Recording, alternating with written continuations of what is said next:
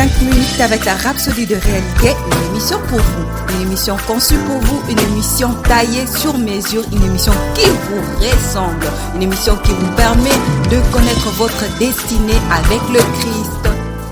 Bonjour, bienvenue dans votre émission qui est aussi la nôtre, 5 minutes d'identification avec la Rhapsodie de réalité. Aujourd'hui, lundi 21 octobre 2019, Pasteur nous enseigne sur les principes, relations et actions.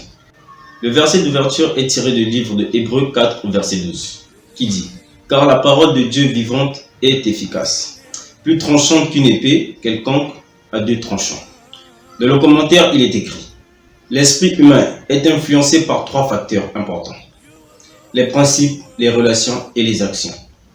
Ces facteurs contrôlent vos projets, vos objectifs et vos activités dans la vie. Ce que vous serez dans la vie dépend de ces 3 facteurs d'une manière ou d'une autre. Examinons à présent chacun d'eux, en commençant par les principes. Un principe est une règle morale, une croyance ou une hypothèse qui contrôle, influence ou explique le comportement personnel d'une société. Il explique comment ou pourquoi quelque chose fonctionne ou se passe d'une certaine façon. Les gens peuvent avoir leurs propres principes qu'ils se sont créés consciemment ou inconsciemment en tant qu'individus. Parfois, ces principes pourraient provenir de leur famille ou de la société. Par exemple, certaines personnes ne croient pas en Dieu à cause de certaines idées dans leur esprit. Les principes qu'ils ont imbibés et qui régissent maintenant leur vie. Or, qu'ils le sachent ou non, ces principes vont décider de leur destin. Le deuxième facteur concernant les relations. Il existe 2 différents types de relations, biologiques, géographiques, émotionnelles et spirituelles, etc. La famille dont vous êtes originaire, ceux qui vivent autour de vous, votre association, avec eux tous, les jours ont une influence sur votre vie. Cela inclut votre relation avec vos amis, ceux qui vous rendent heureux ou tristes.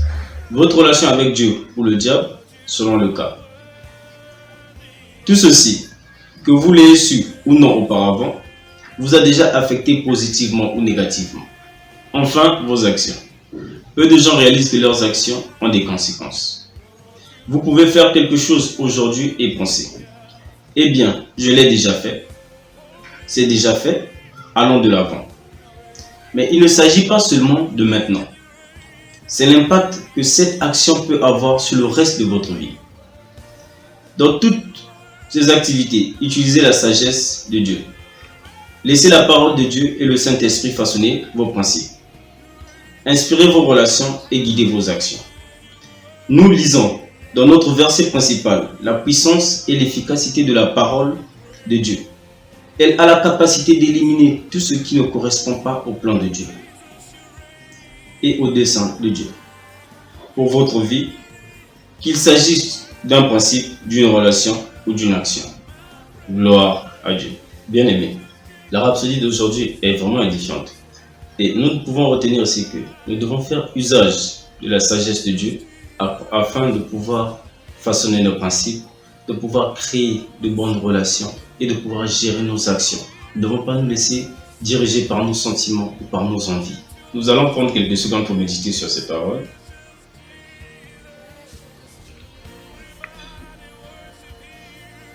Nous allons prendre la confession. Veuillez répéter après moi. Lorsque je médite sur la parole, elle se mêle à mon esprit, produisant en moi le message qu'elle véhicule. Je suis constamment sous l'influence et la domination de la parole, et perpétuellement sous l'emprise du Saint-Esprit. Ainsi, mon esprit est revigoré pour la victoire et le succès au nom de Jésus. Amen. Les études approfondies. Vous les trouverez dans le livre des Actes, chapitre 20, du verset 32. 2 Timothée, chapitre 3, verset 14 à 17. Merci beaucoup. Dieu vous bénisse. Nous croyons que vous avez été bénis par ce message. Nous vous invitons à faire de Jésus-Christ le Seigneur de votre vie en disant cette prière. Seigneur Jésus, viens dans mon cœur et deviens le Seigneur de ma vie. Je reçois la vie éternelle dans mon esprit. Et selon Romains 10, 9, si tu confesses de ta bouche le Seigneur Jésus, et si tu crois dans ton cœur que Dieu l'a ressuscité de mort, tu seras sauvé. Je déclare que je suis sauvé, je suis né de nouveau, je suis un enfant de Dieu. Maintenant, j'ai Christ qui demeure en moi. Félicitations, vous êtes maintenant un enfant de Dieu.